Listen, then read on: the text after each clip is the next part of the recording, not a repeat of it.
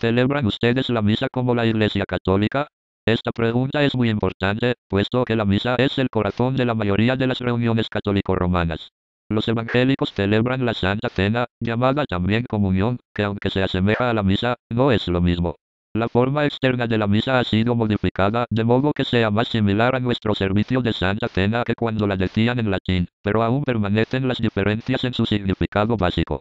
La doctrina católica romana de la misa fue establecida en el Concilio de Trento, fue un concilio ecuménico de la Iglesia Católica Romana desarrollado en periodos discontinuos durante 25 sesiones, entre el año 1545 y el 1563.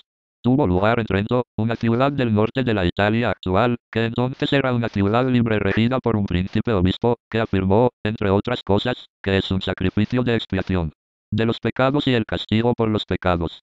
No solo por los que viven, sino también por las pobres almas que están en el purgatorio. Louis Gott, Fundamentals of Catholic Dogma, Fundamentos del Dogma Católico, pp.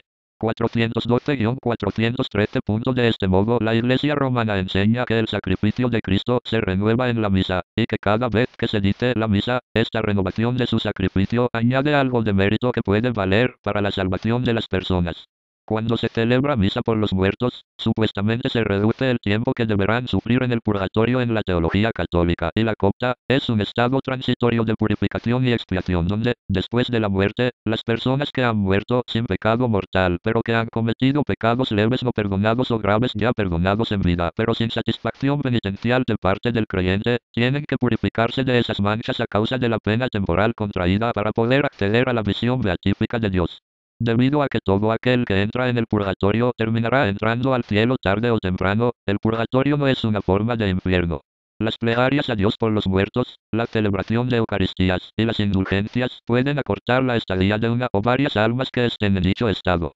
El tipo de penas que se padecen son equivalentes a las del infierno, en el sentido que se siente la lejanía de Dios, pero no son eternas y purifican porque la persona no está empedernida en una opción por el mal. Por eso el purgatorio es la purificación final de los elegidos, la última etapa de la santificación por sus pecados, pero se desconoce cuánto se reduce. En la práctica, a muchas personas, probablemente a la mayoría en gran parte de los países católicos romanos, se les ha enseñado que después que muere un miembro de la familia, deben dar a los sacerdotes, poco más o menos, ofrendas sin fin por misas para acortar el tiempo que pasará el ser querido en el purgatorio. Esto es particularmente trágico para las viudas, porque con frecuencia son pobres y muy religiosas.